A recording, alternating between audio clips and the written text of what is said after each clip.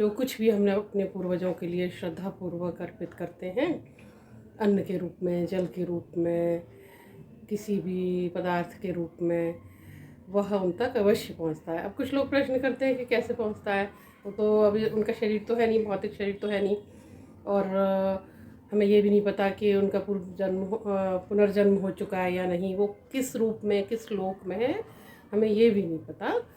तो फिर हमारे द्वारा अर्पित किया हुआ अन्न कैसे पहुंचता है?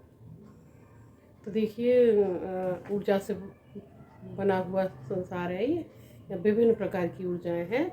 और वैदिक लिटरेचर में एक शब्द आता है सूक्ष्म तन्मात्राएं, यानी जो हमारे जो पंच महाभूत हैं, हमारे आसपास संसार का निर्माण करने में जो सहायक तत्व हैं, ये हमें दिखाई भी दे रहे हैं, स्थूल रूप में भी हैं और ये सूक्ष्म रूप में भी हैं।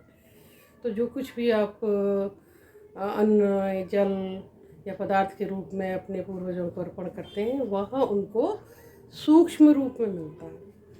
यानी वो कहीं भी, किसी भी लोक में, किसी भी अवस्था में है, तो उस समय उनके लिए जो आवश्यक है, आपके द्वारा अर्पित किया हुआ, श्रद्धापूर्वक अर्पित किया हुआ अन्न उनको उसी रूप में प्राप्त होगा।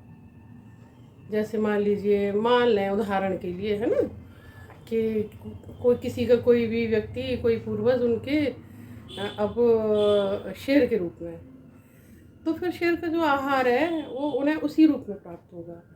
अगर कोई किसी और रूप में है, एक उदाहरण है, तो वहाँ उन तक वो अंश पहुँचेगा अवश्य। और इस समय जो पितृपक्ष है बहुत वैज्ञानिक है, हमारे जो जितने भी हमारे पूर्वज रहे हैं, उन्होंने, वो वैज्ञानिक थे, उन्होंने विज्ञान के आधार पर सारे पर्वों की रचना करी है, सारे पर्वों का निर्धारण किया है। तो इस समय जो प्लानिटरी पोजीशन होती है, तो पृथ्वी अपनी धुरी पे घूम रही है, हम सब जानते हैं, और जो पितृलोक है वह इस समय निकटतम दूरी पे होता है पृथ्वी से। ऐसे घूमते घूमते सारे प्लैनेट अपनी अपनी दूरी पे घूम रहे हैं, और घूमते घूमते घूमते उनकी गतियां बदलती हैं। इस समय पितृलोक पृथ्वी की निकटतम दूरी पर है, इसीलिए इसी समय विशेष रूप से पितृपक्ष मनाया जाता है। और ऐसी मान्यता है शास्त्रों के अनुसार कि जिन जिन के जो भी पूर्वज हैं, वह अपना भाग लेने, जो वो आपको संपत्ति सौंप के गए हैं, और जो कुछ भी परंपरा से उन्होंने आपको सौंपा, उसमें से वो थोड़ा सा अंश ग्रहण करने आते हैं, और सुबह ही अपने दरवाजे पे आ जाते हैं। फिर प्रतीक्षा करते हैं कि आप कब उनके नाम से संकल्प करें, किसी ब्राह्मण को भोजन कराएं, कुछ दान दें, कुछ अर्पण करें, और जो तर्पण की परंपरा है, तर्पण की विधि है, वो आप उनको उस रूप में जल प्रदान करें। तो हमने ऐसा भी पढ़ा है कि पितृ लोक के जो स्वामी हैं वो अर्यमा देव हैं, और वो सारे पितरात्माओं के स्वामी हैं। तो पितृ सभा भी होती है एक, ऐसा हमने पढ़ा है। और जो कुछ भी पितृदेव को अर्पित किया जाता है, तो अर्यमा देव के माध्यम से वह उनको पहुंचा दिया जाता है।